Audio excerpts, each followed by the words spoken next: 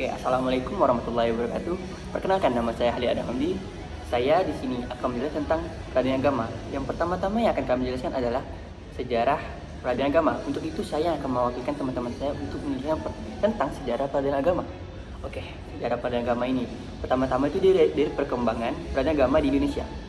Di sini dia itu mulai dari periode pemerintah Hindia Belanda, penjajahan Jepang, ke awal kemerdekaan, habis itu periode setelah UU nomor 7 1989. Oke, ada lanjutannya lagi kawan-kawan. Ada periode pra pemerintahan Hindia Belanda. Pertama ada tahkim. Tahkim itu apa sih? Pertama, penyelesaian masalah oleh ahli agama. Yang kedua ada ahlu pilih wal aqdi. Di situ hakim dipilih oleh itu si ahlu pilih wal aqdi. Yang ketiga ada gini, tauliyah, munculnya kerajaan-kerajaan Islam. Itu yang pertama-tama tuh. Habis itu di situ hakim ditunjuk oleh penguasa tuh, dia hakim tunjuk oleh dia siapa yang milih. Oke, lanjut lagi ada namanya teori pemerintahan Hindia. Di situ ada muncul namanya teori Recepti in Complex. Di sana adanya pembinaan legalitas yuridis oleh pemerintah Hindia Belanda untuk peradaban agama di Indonesia. Itu ada juga teori RR itu lupa agak saya. Oke, ada lagi lanjutannya gini sih. Peradaban agama itu muncul berdasarkan surat nomor 24 dimuat dalam Statut 1882 nomor 152. Oke, ada gini ya, ada dua tokoh penentang dari teori Recepti in Complex. Yang pertama ada Camillus van Holhoven, dia itu bapak Humanet. Yang kedua ada Christian Stoltenberg, dia itu pencetus teori Receptus. Nanti nih teori Recepti in Complex itu bakal diubah oleh Christian Stoltenberg. Dia itu diubah jadi teori Receptus. Habis itu ada gini, selanjutnya ada teori penjajahan Jepang, periode penjajahan Jepang. Jadi pada 1942 Indonesia diduduki Jepang. Peradaban agama diubah pada saat itu jadi Soryohain. Terus ada juga Mahkamah Tinggi, jadi Kaikyo Houtohain. Ada dasar hukum juga dalam peradaban agama yang terkandung dalam UUD Negara Indo tahun 1945 bab 9 kekuasaan kehakiman pada pasal 24 ayat 2. Tuh, ada gini selanjutnya. URI nomor 50 tahun 2009 tentang peragama. Pada pasal 1 angka 1, beragama itu dijelaskan adalah pada orang-orang yang untuk beragama Islam, bukan untuk orang non-Islam. Oke. Tugas beragama, tugas itu memeriksa, memutus, menyelesaikan perkara di tingkat pertama untuk orang Islam, bukan orang non-Islam. Terus ada juga asas hukum keluargaan. Oh iya, ada juga tuh apa-apa sih yang bakal dibahas di beragama. Pertama ada perkawinan, waris, wasiat, hibah, wakaf, zakat, infak, sedekah, dan ekonomi syariah. Itu bakal itu yang jadi ini sih pembahasan di peragama, tidak ada yang bahasa lain sih. Oke. Asas-asas kayaknya bakal dijelaskan oleh kawan-kawan saya sih, atau kawan saya lah. Oke, untuk selanjutnya bakal dijelaskan oleh kawan saya. Terima kasih. Assalamualaikum warahmatullahi wabarakatuh. Perkenalkan, nama saya Sawaludin. Di sini saya akan menjelaskan apa yang dilanjutkan oleh teman saya, yaitu asas umum kewenangan peradilan agama. Yang pertama, asas bebas merdeka, yaitu kekuasaan kehakiman adalah kekuasaan negara merdeka untuk menyelenggarakan peradilan demi menegakkan keadilan. Yang kedua, asas sebagai pelaksana kekuasaan kehakiman, yaitu penyelenggaraan kehakiman dilakukan oleh MA dan badan yang berada di bawahnya seperti peradilan umum, agama, militer, tata usaha negara, dan MK. Yang ketiga, asas ketuhanan, yaitu peradilan agama bersumber pada hukum agama Islam. Yang keempat, asas fleksibilitas, yaitu pemeriksaan perkara dilakukan secara sederhana atau cepat dan biaya ringan. Yang kelima, asas legalitas, yaitu mengadili dengan tidak membeda-bedakan orang. Yang keenam, asas personalitas keislaman, yaitu asas ini tunduk pada peradilan agama untuk orang yang mengaku Islam. Di sini saya akan menjelaskan tentang kewenangan mengadili peradilan agama. Yang pertama, kewenangan mutlak atau yang disebut absolute kompetensi.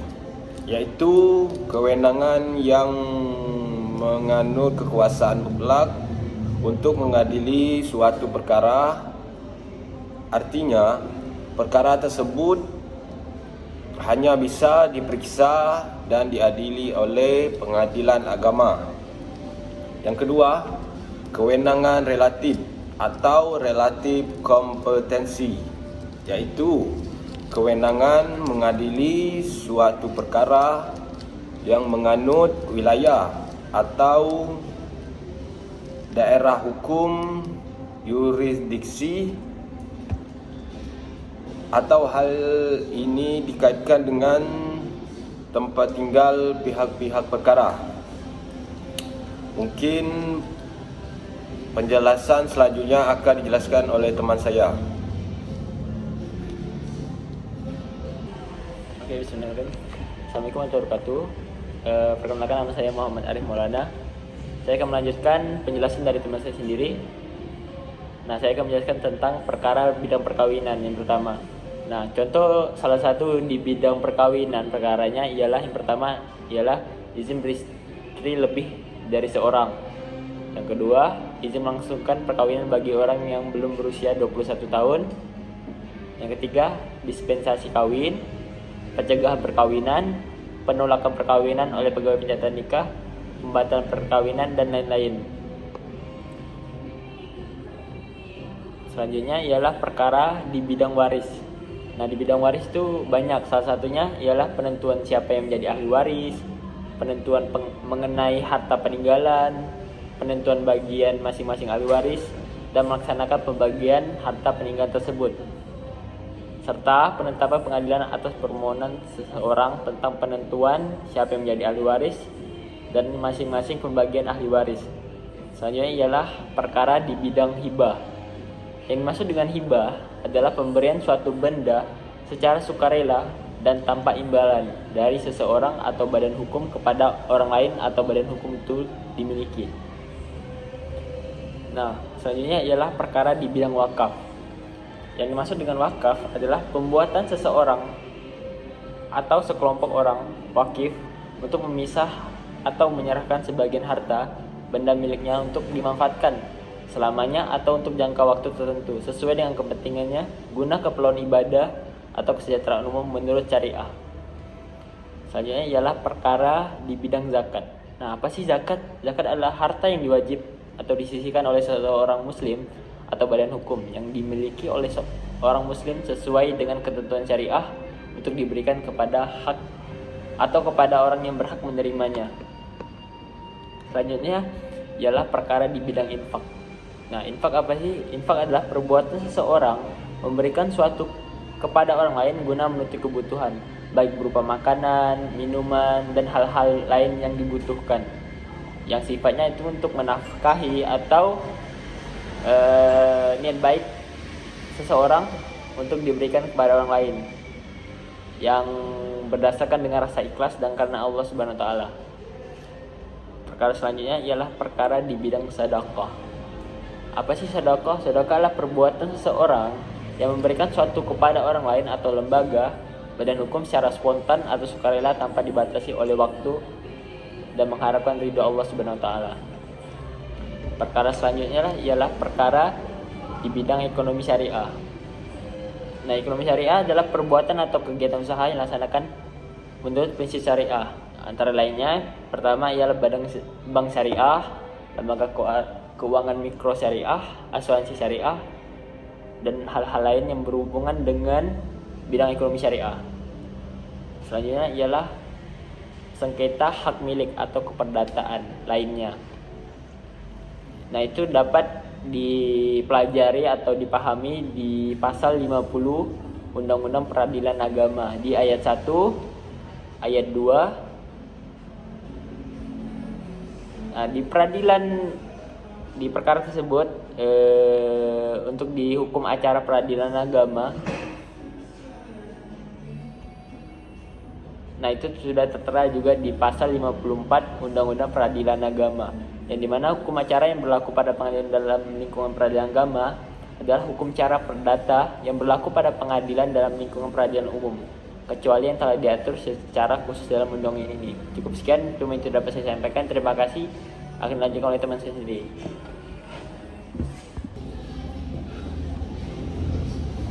Halo, nama saya Kevin Alexander dan saya akan menjelaskan tentang hukum acara pemeriksaan sengketa perkawinan.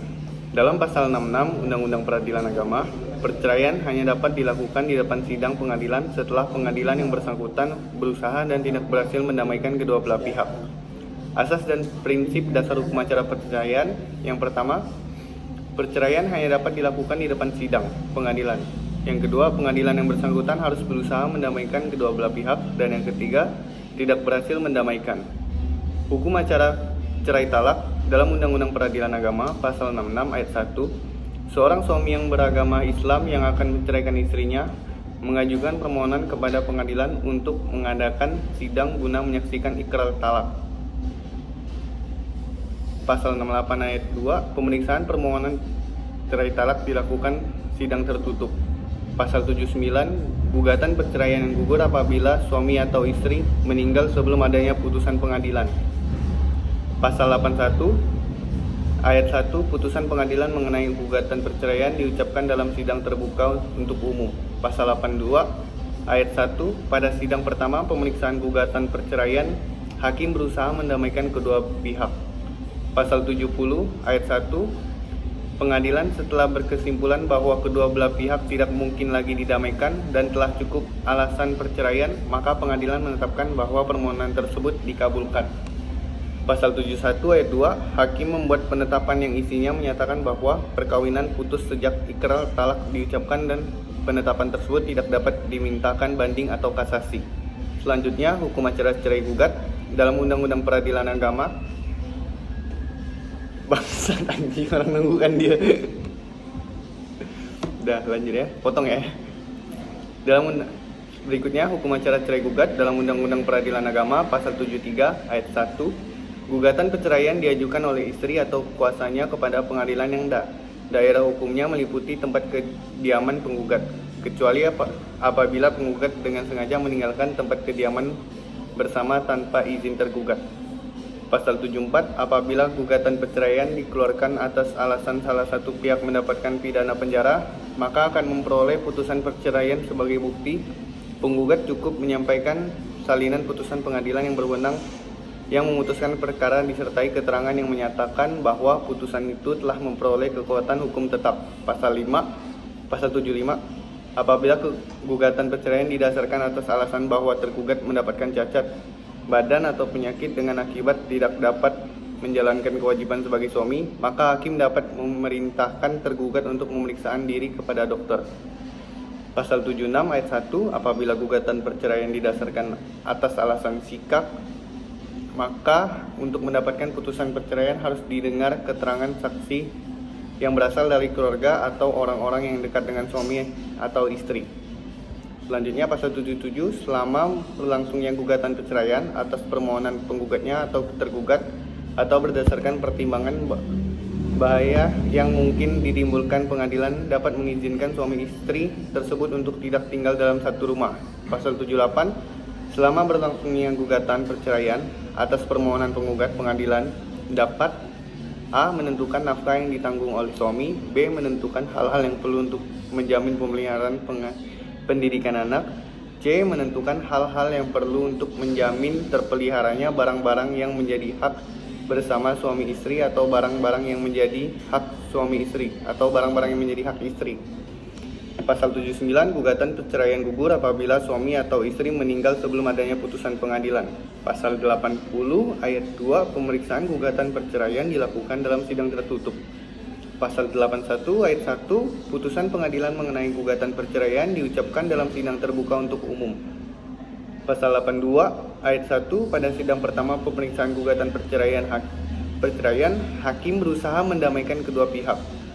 Selanjutnya, pasal 86 ayat 1, gugatan soal pengasuhan anak, nafkah istri, dan harta bersama suami istri dapat diajukan bersama-sama dengan gugatan perceraian ataupun sesudah putusan perceraian untuk memperoleh kekuatan hukum tetap. Udah 3 menit dah, Cuk. Lebih malah. Lebih dah, Cuk. 4 menit dah. Sampai 5 menit dah. Lebih dah. Oh, tapi udah dipotong-potong kan? Tapi udah lebih dah teman. Oh, 4 Kamu menit hitung dah. 49 detik ya? Ah. Coba deh hitung. Udah, tutup lah. Assalamualaikum warahmatullahi wabarakatuh. Saya Muhammad Raja Akbar, NIM A1012201072 akan melanjutkan penjelasan materi dari teman saya. Poin penting Undang-Undang Nomor 14 Tahun 1970 tentang pokok kekuasaan kehakiman. Kekuasaan kehakiman dilakukan oleh pengadilan dalam lingkungan. Yang pertama peradilan umum, kedua peradilan agama, yang ketiga peradilan militer, dan yang keempat peradilan tata usaha negara. Kasasi berada di tangan Mahkamah Agung untuk semua lingkungan peradilan negara. Badan-badan peradilan atau yang di luar lingkungan Departemen Kehakiman secara organisatoris, administratif, dan finansial tetap berada di bawah kekuasaan masing-masing departemen. Susunan kekuasaan dan acara dari badan-badan peradilan tersebut diatur dalam undang-undang tersendiri.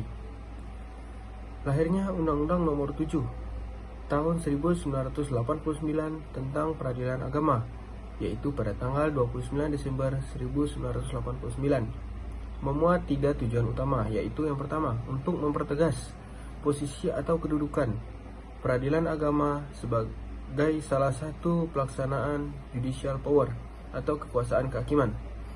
Yang kedua, untuk menciptakan unifikasi hukum peradilan agama